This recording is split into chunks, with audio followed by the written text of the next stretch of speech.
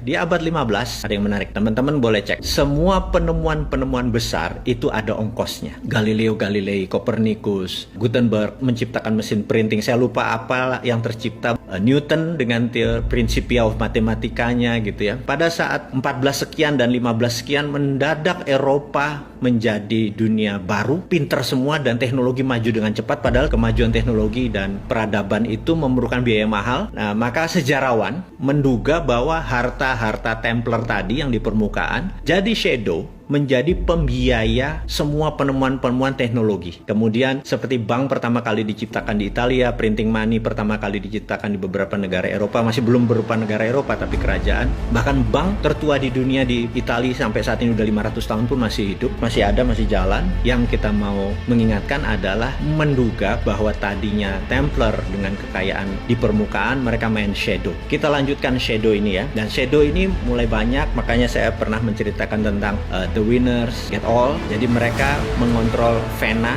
mereka mengontrol bukan uangnya tapi jalur distribusi keuangan tersebut yang mereka kontrol. Kita tahu di abad 20, 1910 ya, kita lompat lagi 1910, waktu itu mata uang dunianya ada dua yang besar, yaitu pound sterling dan Swiss franc.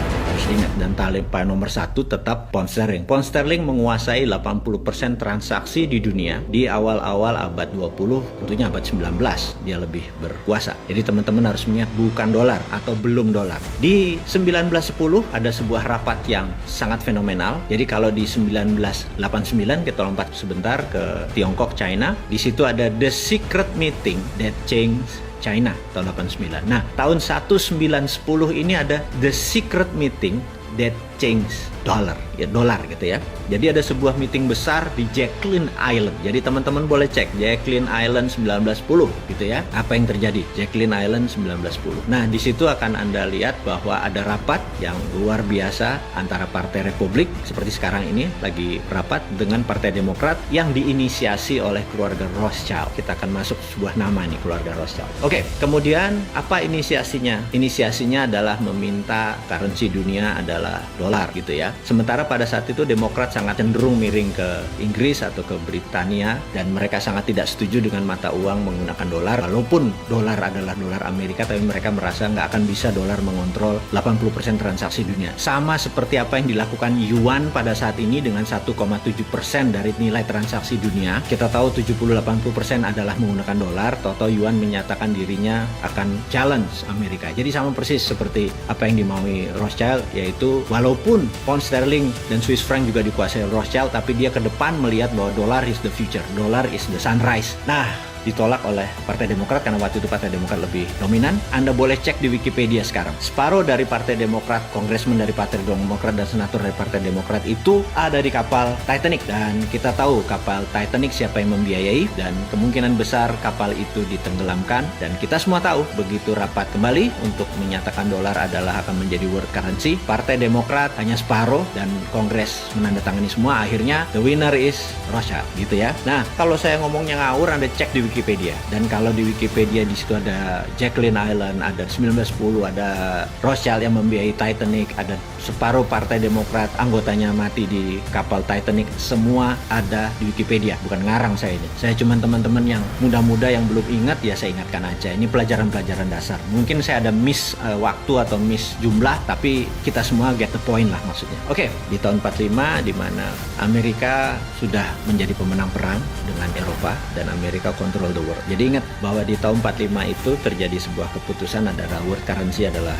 dolar, di mana delegasi Prancis tidak setuju, tapi 2 minggu kemudian delegasi Prancis menandatangani persetujuan tersebut. Kemudian Perang Dunia Kedua berakhir dan dunia menjadi baru dengan tatanan dunia baru. Oke, saya mau melompat lagi bahwa itu adalah cerita sejarah mundur dari zaman Templar sampai 1945, kemudian selama 70 tahun, ya sampai sekarang 75 tahun, Amerika control the world, Amerika Amerika control the currencies, Amerika control semuanya. Ingat, saya mau menceritakan bukan Amerika yang control world mengenai sistem pembayaran. Amerika memang memiliki dolar sebagai world currency, tetapi kita mau mengingatkan bahwa sistem pembayaran, payment system, payout system, transaksi dikuasai oleh globalis. Saya mau kasih contoh, dan berkali-kali cerita ini saya udah kasih contoh kepada teman-teman semua. Kalau saya punya uang, saya mau transfer $1.000 ke rekening Anda, sahabat semua, kita datang ke Bank Mandiri, saya ngisi formulir nama Anda, kemudian saya kasih $1.000 ke bank tersebut.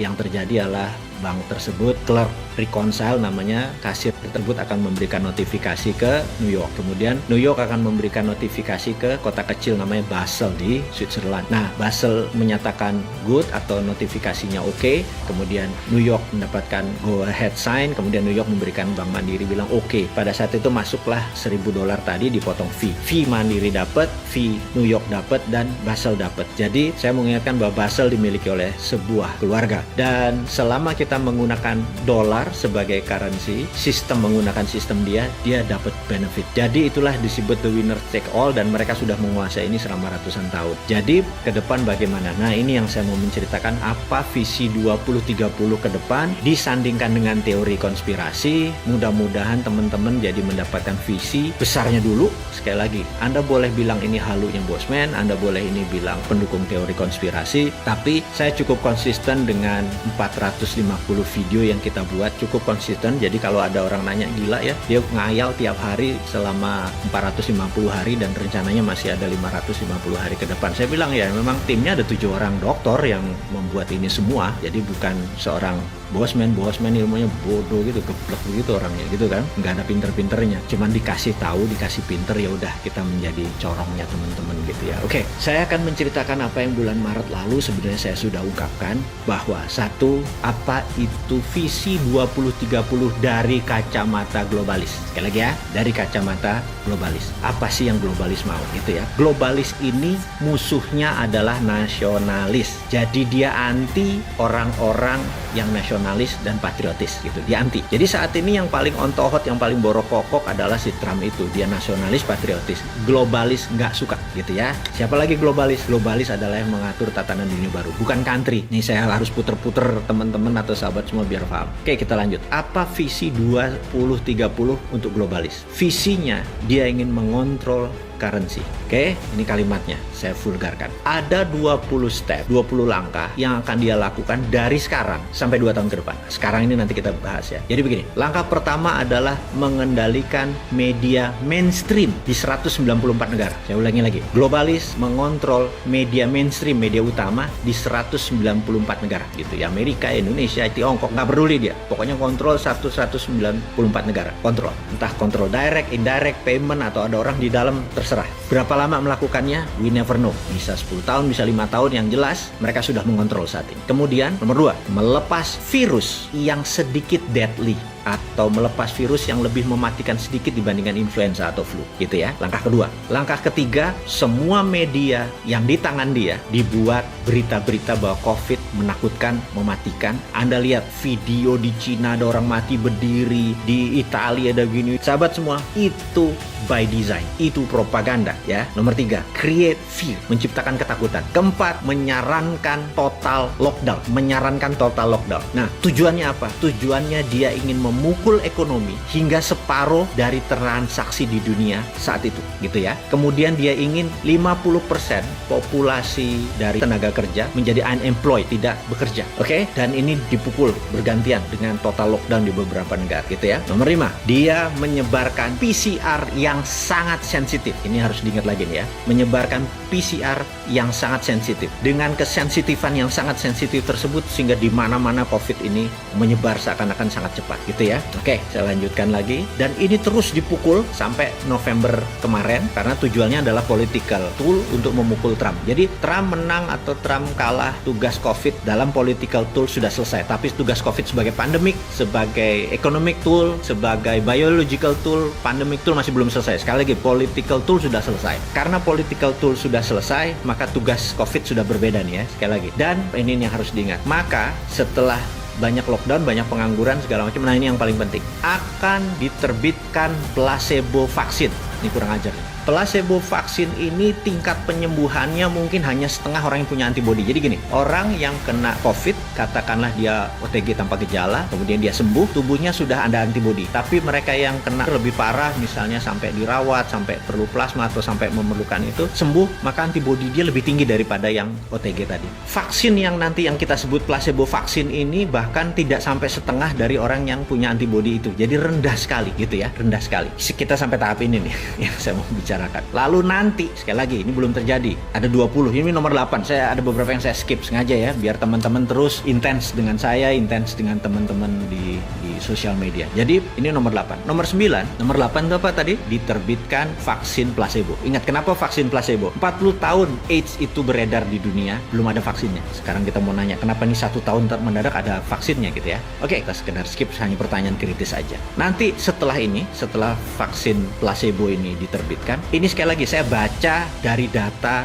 apa yang dimaukan oleh para globalis. Yang nggak percaya teori konspirasi, anggap ini dongeng gitu aja ya. Setelah ini akan disebar PCR yang low sensitivity. Jadi ingat ya, tadi disebar PCR yang high sensitivity, sangat sensitif. Jadi semua orang akan jadi kena. Ini sekarang dibalik. Dia akan memberikan yang low sensitivity sehingga seakan-akan vaksinnya efektif. Sadis yang ngomongnya ya. Saya minta maaf nih. Jadi dengan ada PCR yang nanti disebar adalah low sensitivity, kesannya vaksin efektif. Ini apa efeknya? Efeknya manusia di seluruh dunia merasa vaksin, merasa sekali lagi, dan COVID terkalahkan. Di sini berita akan terus turun hilang. Tapi nanging gitu kalau Jawanya. Tapi COVID masih ada, dan COVID masih satu level deadly atau mematikan daripada flu gitu ya. Jadi nanti Anda bisa bayangkan, kok kayaknya udah sembuh tapi bos ini mendadak 4 hari isolasi mandiri, 21 hari isolasi mandiri, terus bergilir. Jadi tahun 2021 apa yang terjadi? Jangan harap Anda akan merasa bahwa ini udah take off. Anda di trap. Anda emang sengaja mau dikenain oleh kaum